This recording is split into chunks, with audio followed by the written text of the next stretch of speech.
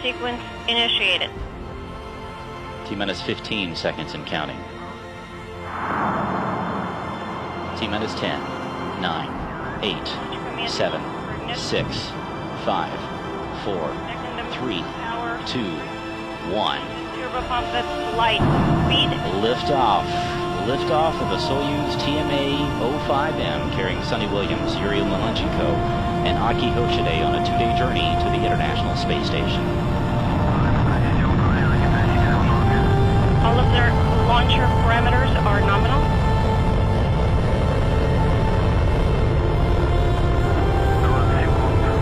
Seconds. First stage thrusters are operating nominally. Copy all launch control, and we are fine. 30 seconds into the flight. Launcher parameters are nominal. Copy launch control. 40 seconds into the flight. Everything's stable. Copy all. Copy. Everything's in order on board.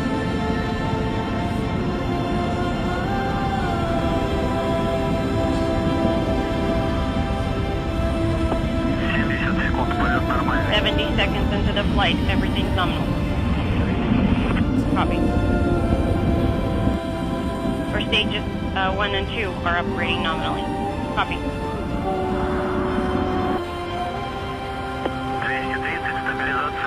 230 seconds into the flight, vehicle is stable. Copy. Everything's nominal on board. Of the Zarya module of the International Space Station on the STS-132 mission of Atlantis.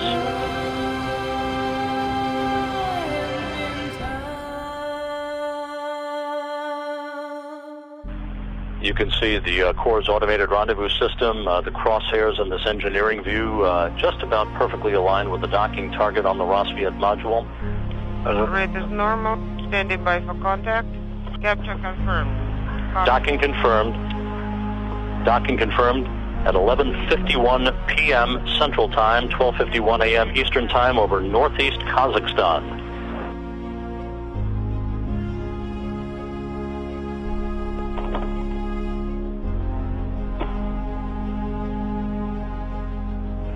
So on the 37th anniversary of that famous handshake in space by Tom Stafford and Alexei Leonov during the Apollo-Soyuz mission, another union of crews takes place to continue that legacy.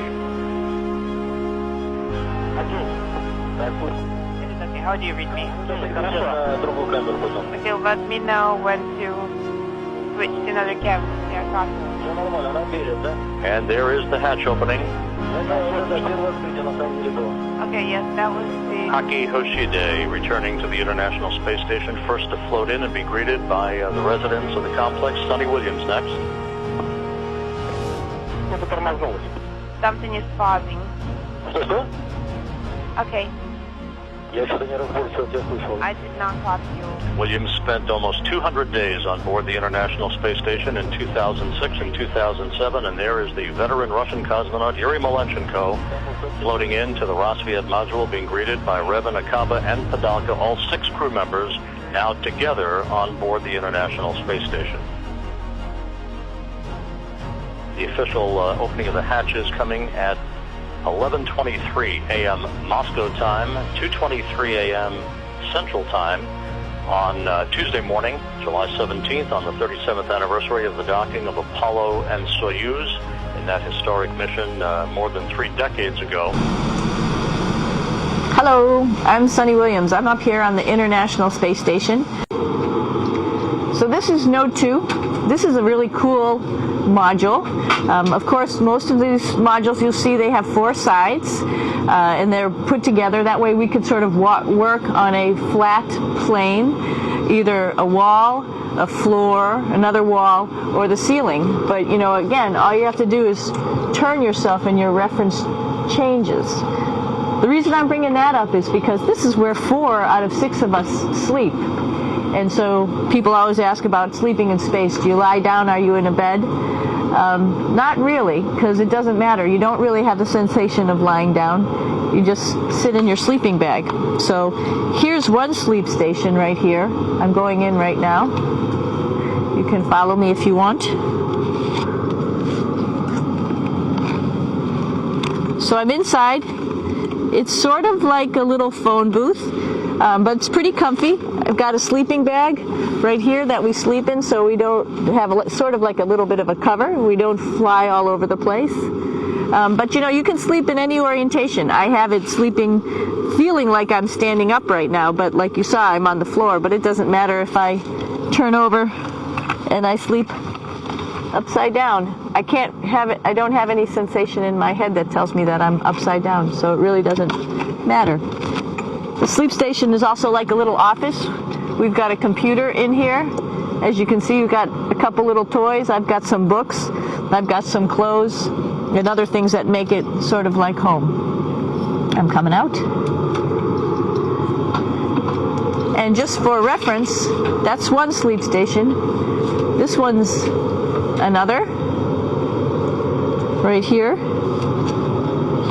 There's one on the ceiling, if you want to call it. Right here.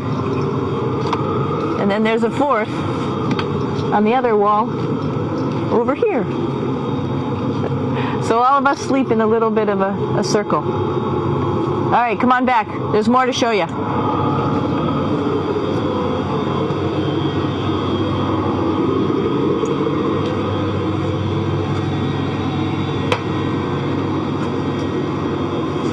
Here we are in the U.S. laboratory. Again, this is a laboratory with science experience on all of the walls here, all sorts of stuff that we do. And one of the things we also do is we exercise. We have some exercise equipment on board the space station. We need to do that because we lose bone density and muscle mass while we're up here, and that's a result of not having to fight against gravity. So how we keep ourselves in shape are with a bike, a treadmill, and a weightlifting machine. This is the bike. You notice the clip pedals. So all you need to do is actually clip your feet in, and then you can start pedaling.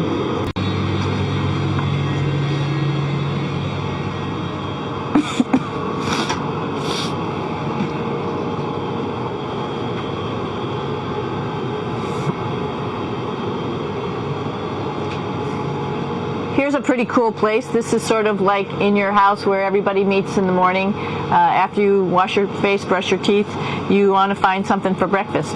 And this is our kitchen. You might notice there's all sorts of foods here.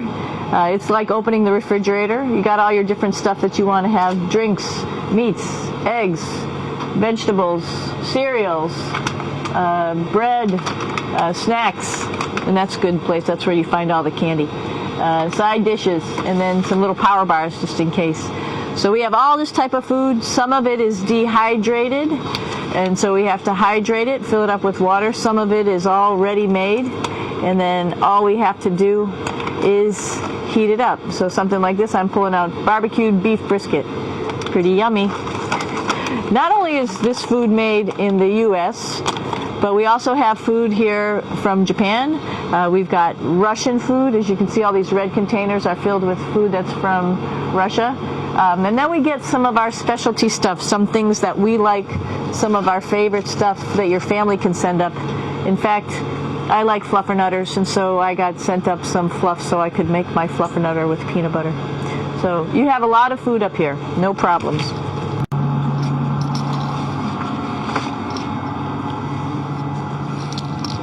It's like a glass-bottom boat. This is the cupola. It sticks down below the space station. It's one of those places you find yourself hanging out in all the time because all you want to do is look back at our planet. I think some questions I had were about what do you do in your free time? And you can't help but want to just come to the cupola and look outside as much as you can. And a lot of folks, I play this game with myself about where we're flying over the Earth. I try to come in here and just guess. After being here for a little while, you can sort of figure it out. You can tell different cloud types over different continents. You can tell different soil types over different continents. So let's see. And then, of course, there's a lot of ocean. So usually we're over the ocean at first glance. I will tell you in just a moment where we are.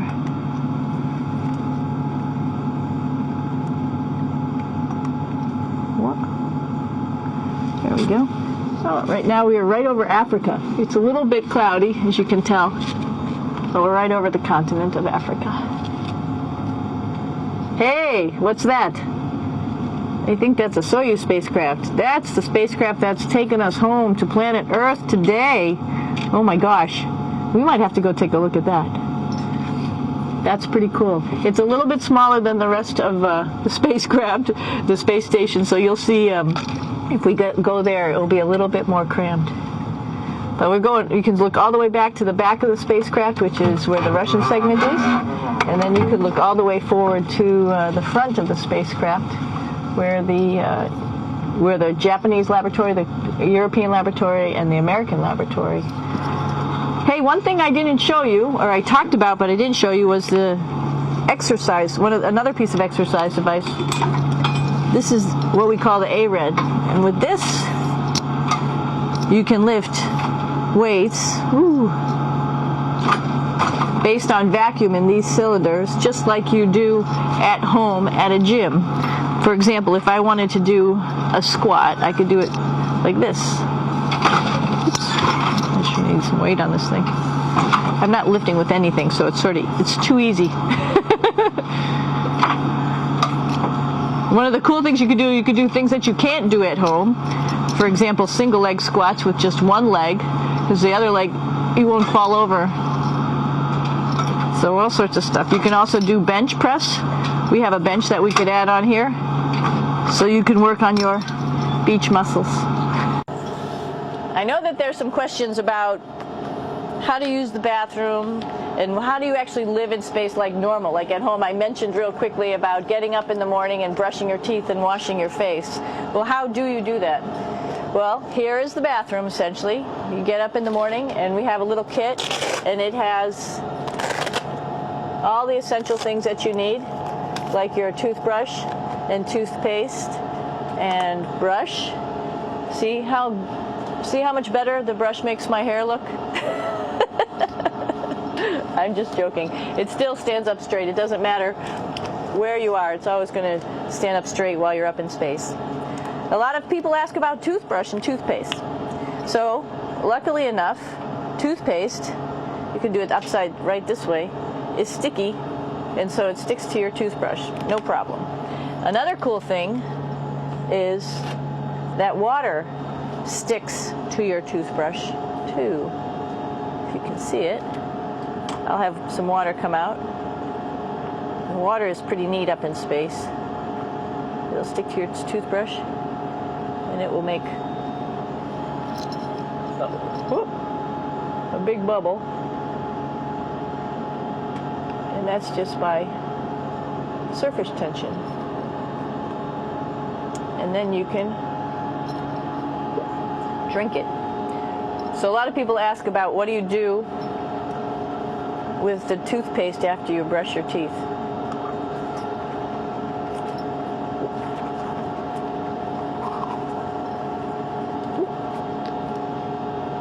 Two options. Swallow it, and it's sort of like mouthwash, but it tastes a little gross. Or you can just spit it out in a paper towel, and then you don't have to worry about it. Swallowing thing I wouldn't recommend at home. I'm only up here for 4 months, so it's not that bad. One of the most pressing questions about living in space, of course, is the bathroom. So let's take a look at that little piece of work. Come on in.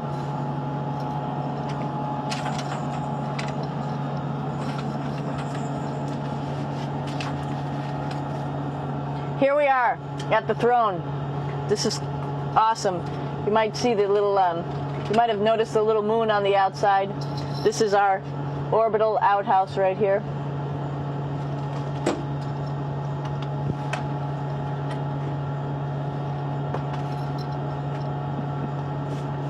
And of course, it serves for two functions. Number 2, right here. I'll show you. But you see it's pretty small, so you have to have pretty good aim, and you be ready to make sure things get let go the right direction. And it smells a little bit, so I'm closing it up. And that's, of course, for number 2.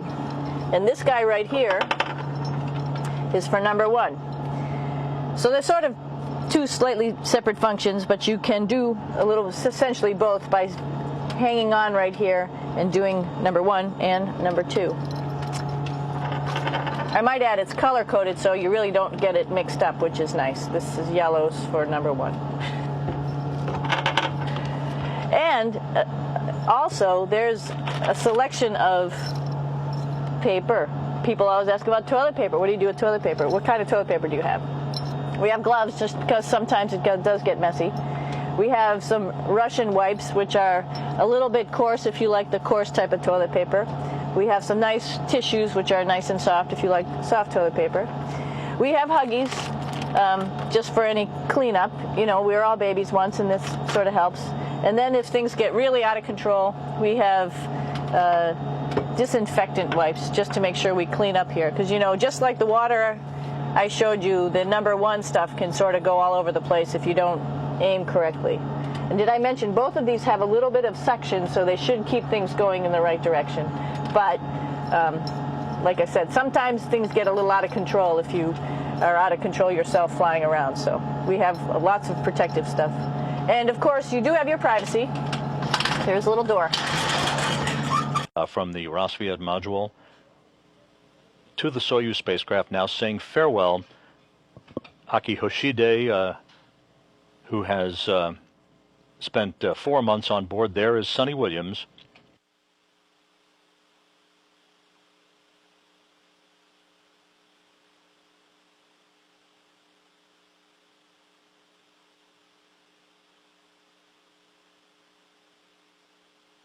Yuri Malenchenko will come into the field of view momentarily.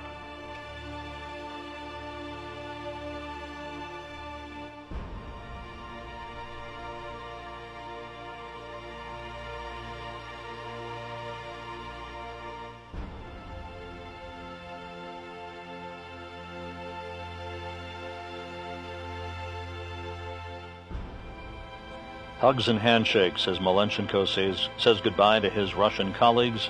A final wave from the crew as they are now all inside the Soyuz spacecraft, ready to close hatches and begin all of the preparations for undocking that is scheduled 3 hours, 10 minutes from now at 4:26 p.m. Central Time.